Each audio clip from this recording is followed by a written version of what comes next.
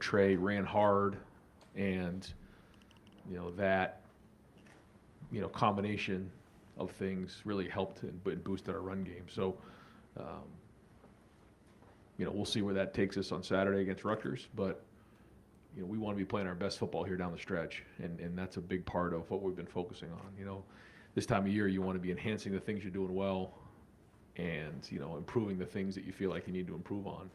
That's been an area for sure, but there was definitely a step in the right direction. What does Trey give you guys that maybe you don't have without him? Trey gives us the ability to hit home runs.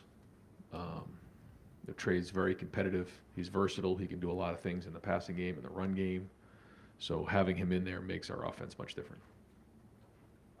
Third row right, Dylan Davis, Delaware Gazette. Kind of building on that Trey question, so given that he gives you the ability to hit home runs and otherwise struggling run game, is it important that you give him those 24 carries or whatever he got against Wisconsin, given that you can maybe change the game with one run where you're not generating a consistent run game? I guess you feel like staying there.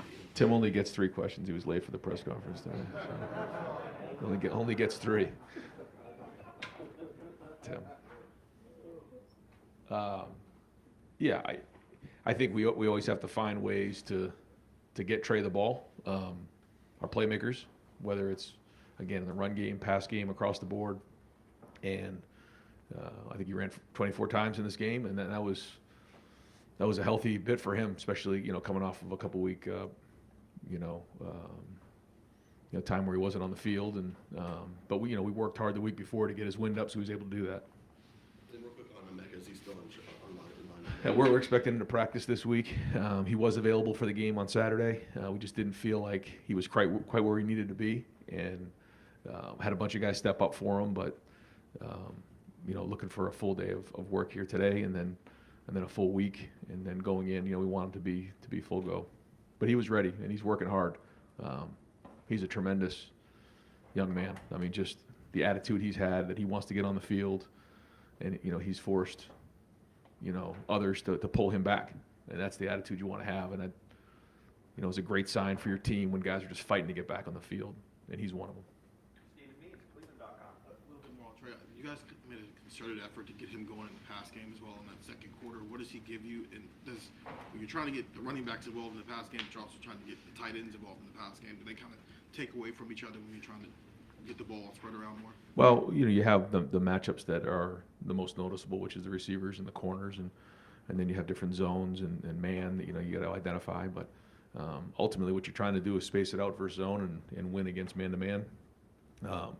Our tight ends, you've seen Cade do some different things when he's got matched up that in a favorable matchup that he's won on, and you've seen our running backs do the same thing, and all of our guys do really well out of the backfield, but you can see certainly the explosiveness of Trey when he's out there, and that's just not something that's happened in this past game. He's done that in the past too. He's got big catches. I think his first big touchdown in Minnesota was a screen pass. He caught a big one against Maryland last year. So he's always been a weapon out of the backfield. Kyle, I know you're not going to divulge if he's injured or not, but if you're dealing with a lower body injury as a quarterback, how can that impact you as a thrower? Well, this time of year you're going to have, everybody does. You have things that bumps and bruises and things, and there's a difference between hurt and being injured. And another example of a guy who really fought through it and showed toughness in that game, and that's once you get into November, that's what's going to happen. You got to play depth, and guys got to work through those type of things, and those you talked about. Some different guys already today, but there's a handful of guys that was that way, and he showed his toughness in that game. So that's why we had to get back in here, get healthy this week, and have a great week of practice. Right behind him, Andy Anders, London Warriors.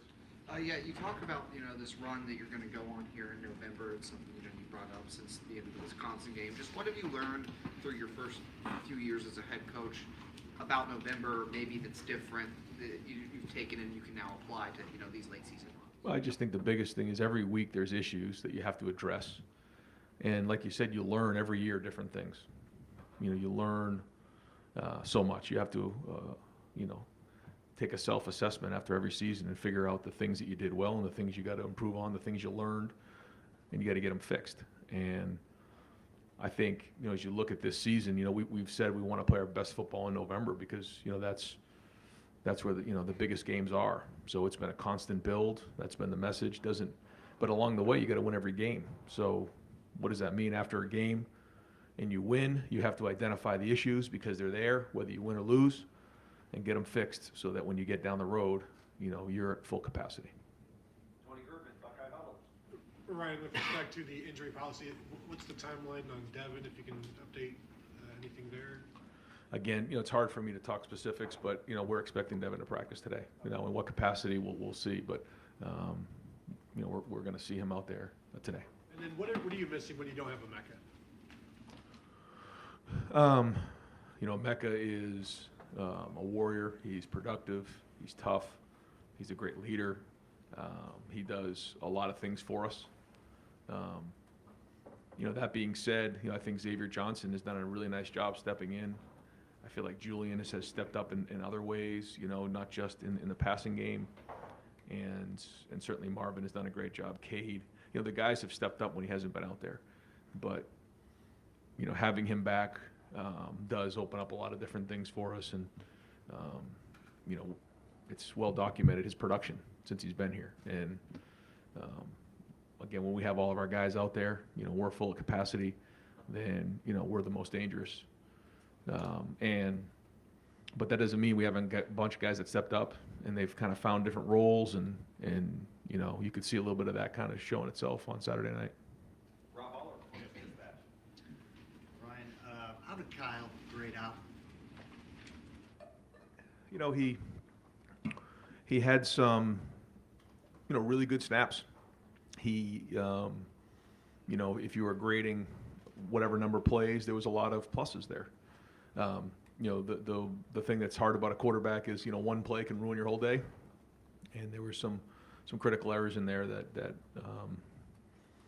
hurt us, and he knows that. So, nobody's, more critical of himself than he is, and but there were still a lot of good things out there as well. So we got to, eliminate the things that, can hurt the team, and certainly the turnovers are a big part of that. I mean this more as explanation than excuse. Mhm. But is there, I don't know if you golf. I do. Is there such a thing as just having a bad day? Have you run into that? Are guys allowed to just not be feeling it that day? No, and I think it's a mindset. You're not allowed to have a bad day at Ohio State, any of us. That's just the way it goes. So I say all the time, on your bad days, you have to at least be average, at the very least, if not better than that. On your average days, you got to be really good. On your good days, you got to be great. And I think playing quarterback is similar to playing golf. What I mean by that is each individual play, each individual shot is affected by the last play or the last shot because of where you are situationally, but has nothing to do with anything. The only thing that matters is that singular play. But, if you hit the ball in the water on the 18th hole, you can ruin the whole 4 days of golf in the PGA. Well, it's the same thing playing quarterback. And so I tell those guys all the time that they should play golf because sometimes you have to manage the round. Some days, maybe your swing isn't where it needs to be, and you have to figure out how to manage that round. You got to keep the ball in the fairway, maybe put your driver in the bag. When it's feeling good, pull it out and hit it right down the middle. There's a lot of parallels there, and I think you see a lot of quarterbacks who play golf. There's some of that goes on, and so I have suggested in the offseason for those guys to play a little golf. I think it makes sense, but yeah, to answer your question, there's how many 80 some odd shots or 70 shots depending how good you are at golf, and each shot is its own individual shot. It's the same thing when you're playing quarterback. Each play is its own individual play, and you have to play that play. You can't let the last one have an impact on what you do on the next one. You preach that to In the off season, yeah, we talk about that. Yeah, just and even now, you can't let what happened in the last play because there's a lot of variables, and if you're sitting there letting that play hurt you on the next one, then now you're really hurting the team. So I think if you were looking at the positives there in the second half, Kyle was able to move on and really even, have a voice there in the last drive telling me if we turn this into a 2-score game, we put these guys away. And so that was all positive there, that he was able to move on from that because some guys struggle with that. They can't quite get over what just happened. And all of a sudden, one bad play makes a bad day, and now you're in trouble. So I thought that was good in terms of his resilience. Andy Backstrom, Letterman Row. Ryan, with Kate Stover, 0 targets on Saturday, is that a non-negotiable for him in terms of getting him the ball, or is that just the nature of the tight end position that sometimes Wasn't for the lack of trying. There was several plays that we designed that didn't go his way. Sometimes that does happen, but he played a great game. He was battling through that whole entire game, and he is another warrior there now. I mean, just unbelievable captain, great player, and we're always going to try and find ways to get him the ball. What's the tight end depth beneath him and G right now for you guys? Yeah, G. Scott is the 2 right now, and then after that, some inexperience. So, going to work a bunch of guys this week and possibly get them in the game so that as we head into the home stretch here, guys have some game experience. You've seen us use different guys in that spot. We've been in 10 personnel. We've been in personnel. We bring Luke Montgomery into the game to be an extra tight end. So we have a couple different options there, but we'd like to build that depth as well. Far right, Adam King, WBNS. Did you see anything from Kyle after Saturday that maybe you hadn't seen from him yet? I mean, obviously it didn't go the way he wanted in the locker room between the game and now. How does he handle it, and do you see anything that surprised you? Well, I think when you have a couple bad drives, you kind of get your almost back up against the wall, and you got to respond. And I thought he did, so I think that was a positive. And he did get banged up in that game and fought through it, and then showed leadership down the stretch. So, always trying to identify the things that we got to get better at, but the things that we need to improve on for sure. But there was some encouraging things in terms of his response to what happened.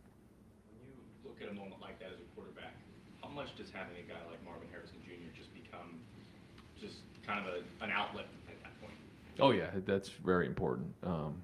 It's a comfort level, and those guys have been playing together for a long time, but it's not just Marvin; it's some of the other guys as well. When you have really good players around you, you have a comfort level and a confidence that those guys are going to get open and you can deliver the ball. Clay Hall, WSYX. Are you pole watching or trick or treating tonight? I'll be watching film of practice, Clay. Yeah, right here. Got a whistler on my neck. But you'll take note of the CFP. For us, we have to win this week, and I say that every year, and I think it's great for the fans. I think it's great for football to talk about it, but ultimately we have to continue to win and win out. So that's our focus, and we're just going to take it 1 week at a time, and then we'll come up for air at the end of the season because that's what the ultimate rankings are going to matter after the Big Ten championship game. Tom Sperry, WBNS. What's your biggest concern going to Rutgers this week? I don't know if it's concerns. I think anytime you go on the road in the Big Ten in November, you got to bring it, and they're doing a great job. Greg does a great job. They're playing well on both sides of the ball. They have a great identity. They're going to challenge you in all 3 phases. So again, I don't think it's a concern other than just the fact that we got to go continue to take the next step as a team, and that's it. What about expecting the unexpected against him?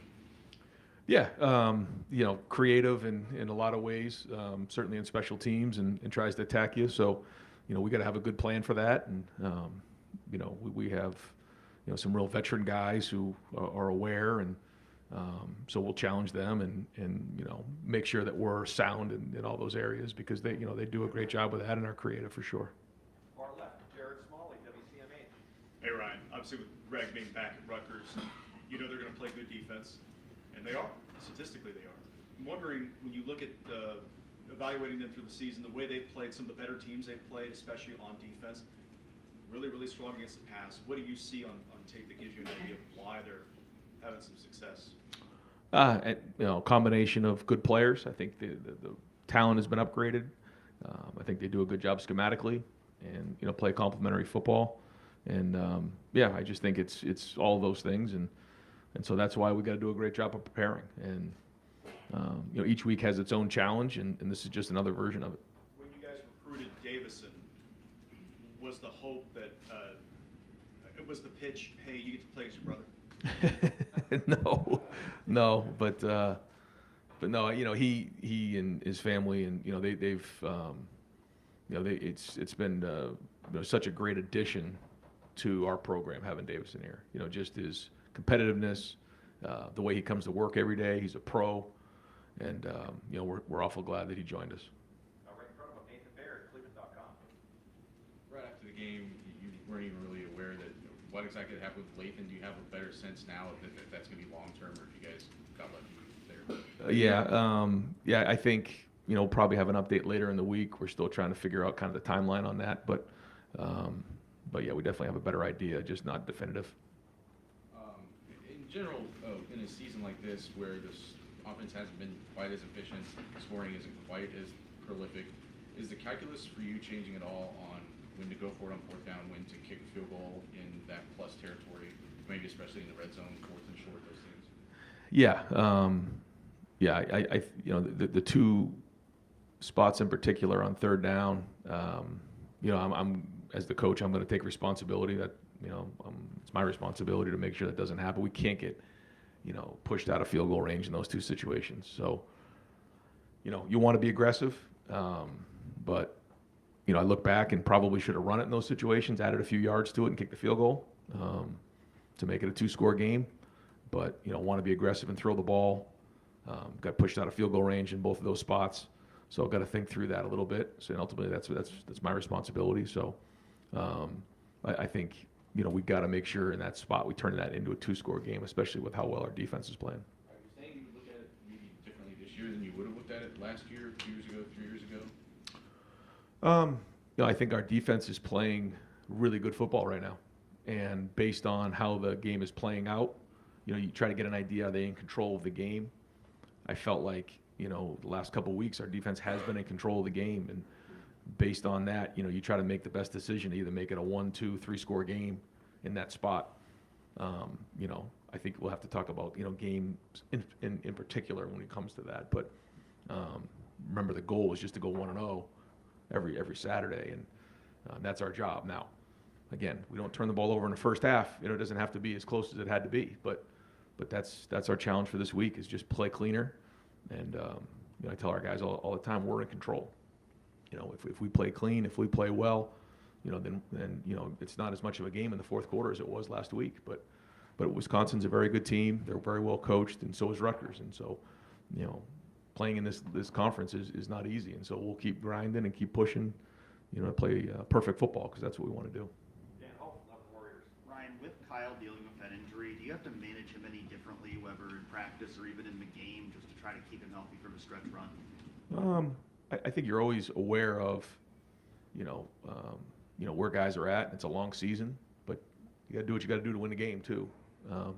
So that's always a balance that you try to strike, for sure. And just with Rutgers, do you see anything different in what Rutgers is doing this year in terms of their success than maybe you've seen in past years going against them? Just offensively, they have a different scheme, very similar to what Minnesota did a few years back. Same coordinator. You can see a lot of similarities to the way that they're playing, controlling the ball, and then obviously playing well on defense. Austin Ward, Ryan, podcast. when you got late in the third quarter and Kyle wasn't putting any weight on that left ankle, you had a little bit of a layoff there between the quarters. What were the conversations like, if you had any, with Kyle before he went and got on the exercise bike? Did you think maybe about putting Tristan in to finish that game? What was going on the sideline there? He's trying to get feedback on, what exactly is going on, where are we at, what can we do, what can't we do, are you 100% or you're not, just get rolled up, those type of things. And then you do, you make the decision on where you're going next. But he said, look, I'm going to be fine. Don't worry about me. I'm good. And so, again, just showed a lot of toughness there. I'm not suggesting it was a right or wrong decision. I'm just wondering how it played out, because you talked about Emeka fighting to want to go play, and Kyle didn't look like he was at his full effectiveness. Like, how much does that weigh in the back of your mind that he wants to do it, but maybe that wouldn't have been the best thing on Saturday? You won the game. I'm not Sure. arguing about the result. Well, I think what you do is you try to determine what gives the team the best chance to win, in that moment, but also moving forward. And you try to identify it the best you can and make the best decision you can. I actually thought, Kyle in the second half, other than a couple plays, played much better than he did in the first half. So, that was encouraging. If we saw something that was just, radical out there that, then you make the decision based on that. But we felt like where he was at, he could still function and made some good throws. Pat Murphy, 24/7 Sports. Ryan, when Justin was first starting, talked a lot about throwing the ball away. Same with CJ. Obviously, that was a topic with Kyle this past weekend. How much conversation have you guys had about that? It just doesn't seem to have come up in these settings as much. How much have you guys talked about it individually? Yeah, you talk about it all the time. You just, where is, why are we calling the play? What's the design of the play? When it plays out like that, trust your feet, trust your eyes. When it doesn't play out like that, where is your outlet? Where's the ball going? What's your plan? And then when it really breaks down, what's your plan there? Because you really can't come up with all the scenarios that may happen, right? The second play of the game, the ball's down by his ankles. He doesn't quite see the read. Like how do you can't get out in front of all these different things. Zero pressure on a certain situation. All those types of things. And so we just always talk about having a plan and constantly going through what may happen on this play. And so, for the most part, I feel like, he's done a good job of that, but there's certainly some things that we learned coming out of this past week that, I know he's going to want to get better at this week. And then, same thing on my end, making sure that, as coaches, we're putting him and I'm putting him in the best position to be successful. And so, we all have to look at that and make sure we're doing the right thing. In that same vein, I think he's had a number of intentional grounding penalties. I know some of those have been maybe questionable, but when you look back, is there a connection there or something you guys can address with him to avoid that situation? I think it's, again, trying not to put him in a situation like that, but also, just having a plan and an outlet for, when things break down, what is your answer? Where is that ball going? Whether it's breaking contain and then it has to cross the line of scrimmage, or if you're in the pocket, making sure you have somebody in mind in terms of a receiver to make sure that the ball is in his range so that something like that doesn't come up. Spencer Holbrook, Letterman Row. Randy said after the game that Marvin needed a few more targets, he thought. But other than Marvin, the rest of your receivers... That's every game. But receivers not named Marvin only had 4 targets. Is that not enough? And what do you have to do to get Julian and Carnell? And I'm sure it's going to change when Becca comes back. You get those guys more involved. Yeah, just try to continually find different ways to get guys open and, keep pushing the envelope on it. I think it's week to week, and we ran the ball. I forget how many times we ran the ball in this game, but we ran it a bunch as well, and we got a little bit of rhythm going in the run game. So, maybe didn't have as many opportunities for those guys, and there were a couple intentional groundings and things like that maybe were designed for certain guys that didn't show up. But no, we're going to try to spread the ball around the best we can. Bill Rabinowitz, Columbus Dispatch.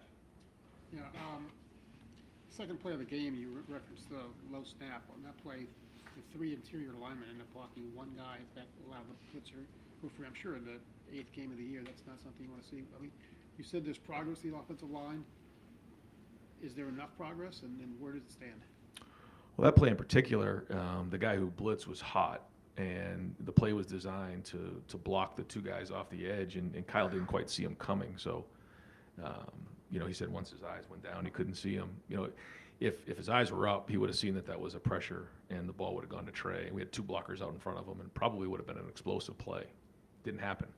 Those are the things that we just have to clean up. Second play of the game, it's like you just pound your fist in the ground because it didn't quite happen. Why? Well, the snap was a little bit low, didn't quite see it. So the line was sliding to the right on that play. So that was everything about that was exactly how we designed it, other than the ball didn't go to Trey. So I thought the blocking on the perimeter was excellent. I thought Josh Simmons did the right thing. I think in that moment he has to block the most dangerous guy. He felt like the defensive end was the most dangerous guy. The linebacker came from depth. So I think he made the right decision there. Sometimes linemen will get nervous and say, well, I gotta squeeze inside and let the defensive end go. He didn't. I mean, he really did a nice job. The line was sliding to the right there. You can see the end drop. We were hot in that situation and didn't quite execute it. So that play in particular, we got to execute better. I thought the design was right. Everything was being executed. We just didn't get it there. So between Carson and Kyle, we just got to get that right. But just to answer your question overall, Yeah, I mean, every play you can look at and try to, identify, where the faults are, and there's enough to go around. There's some good things for sure, and some things we got to get better at. But I just think overall, when you look at how we blocked in this game, certainly in the run game, there was a lot of progress. Some things in the pass game, we certainly have to get better at. Do you have an update on Mayan? Yeah, I do actually. Yeah, mine's actually going to be out for the year. So, feel really, bad for mine that, he's not going to be able to play. Had a procedure done, and so, they let us know that he's going to be out for the season. So, mine's done a lot of great things for us, and, that's a big hit for that room and for our team. But, the good news is we have some good depth in that room, and Tony's done a good job of building it. Had a procedure, or will have a procedure? Yeah, he had a procedure done. Yeah, it was. Yep. No, different. Yeah. So. Right next door, Joey Kaufman, Columbus Dispatch. Ron, any idea on I think he still has eligibility left to it, and any idea what his future will be? No, I don't think that's been really. I think I'm sure that he's considering what his next steps are here, but I think it's also new. He's still trying to just focus on his rehab, and then we'll kind of address that as we get closer to the end of the season. Other thing, Lorenzo Styles is at I think the 4-game mark. He's appeared in. He's got 3. Yeah.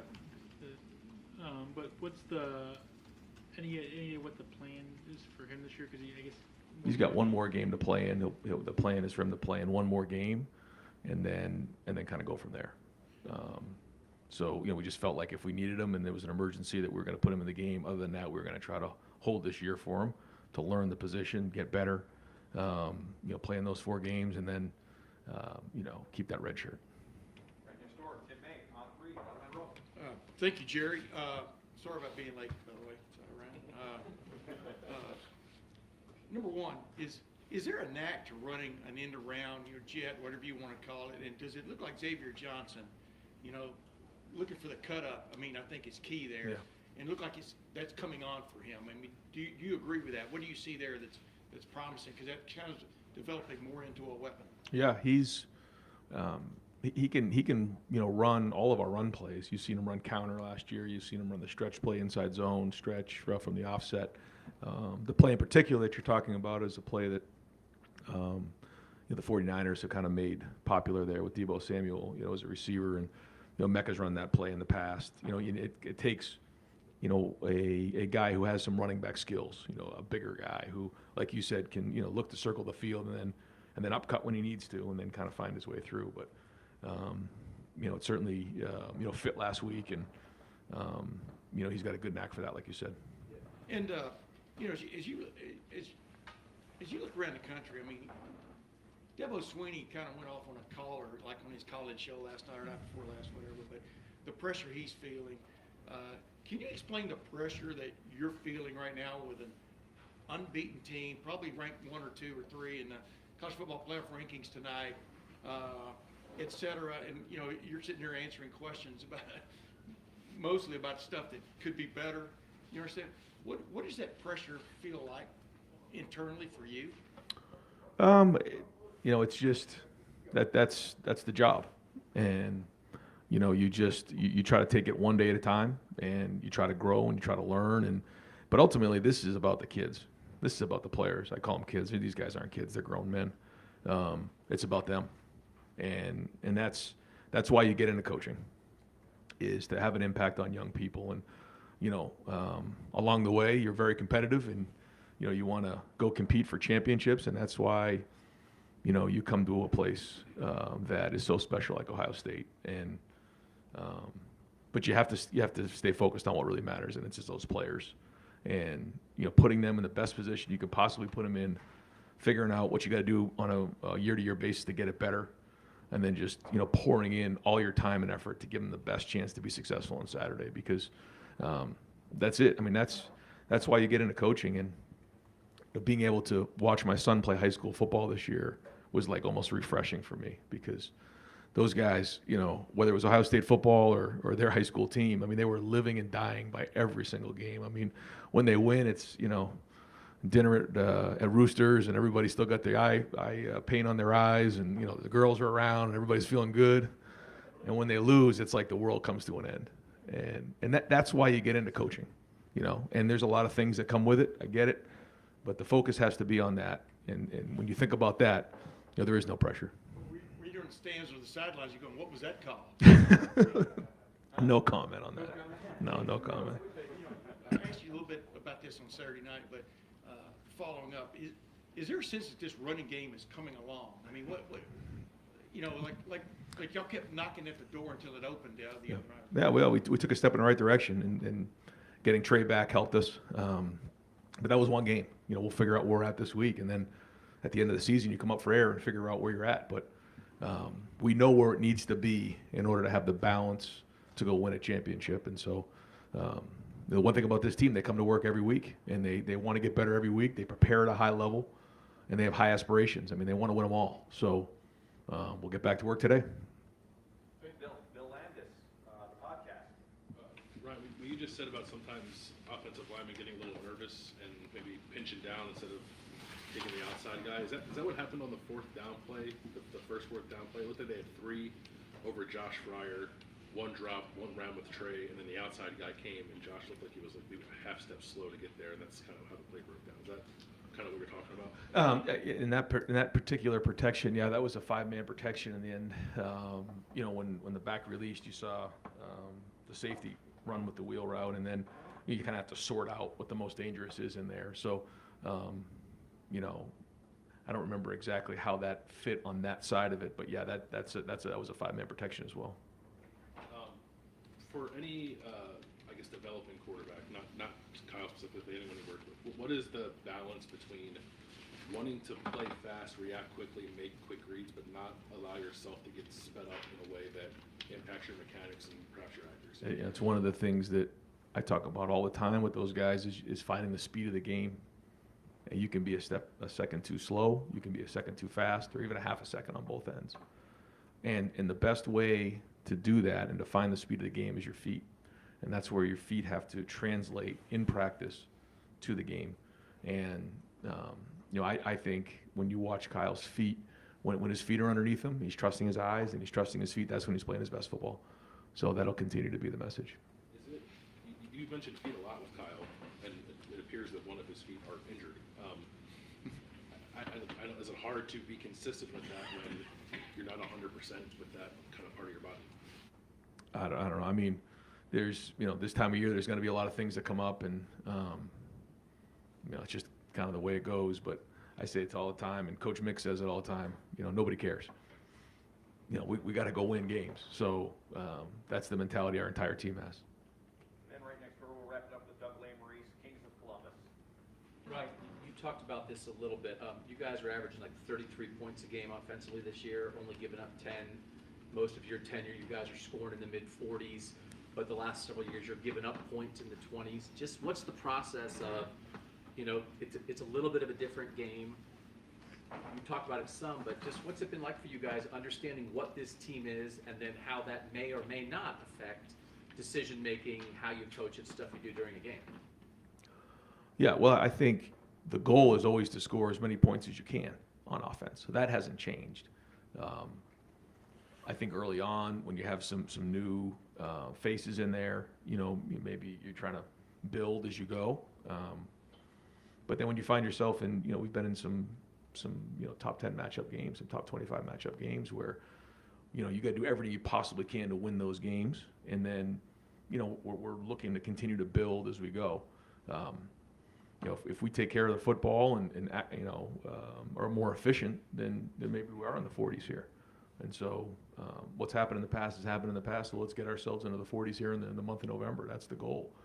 But, I'm talking about the offense. But as a whole, when the defense is controlling the game, we're going to make sure that we win the game. You can't all of a sudden get selfish or, or out in front of yourself because, all it takes is a couple bad plays and, you're right back into it again and you put the team at risk. So we're not going to do that, but we are going to continue to fight to be the best offense in the country. And then you always talk about, right, whenever a quarterback does something, you want to know what they were seeing. Yep. Right?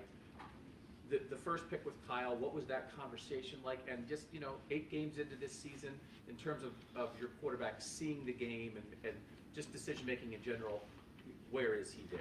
Yeah, I think the feedback that I'm getting is really accurate on what's happening on the play. I certainly know he wants that first one back, and he would tell you that as well. But then there was other things that, or other times where, when you ask a question, early on, you'd ask what was seen, and you'd get a different. He's seeing it great. He's seeing it. Giving really good information on the sideline, and that gives everybody confidence that he's recognizing what's going on with the coverage. He's recognizing what's going on with the routes, and that's really good. And there's been a couple times where he's given me feedback where I didn't quite see it that way, and I come back, watch the film, and he was right, and that's really encouraging. So a lot of growth there. Coach, thank you very Thanks, much. guys. Appreciate it.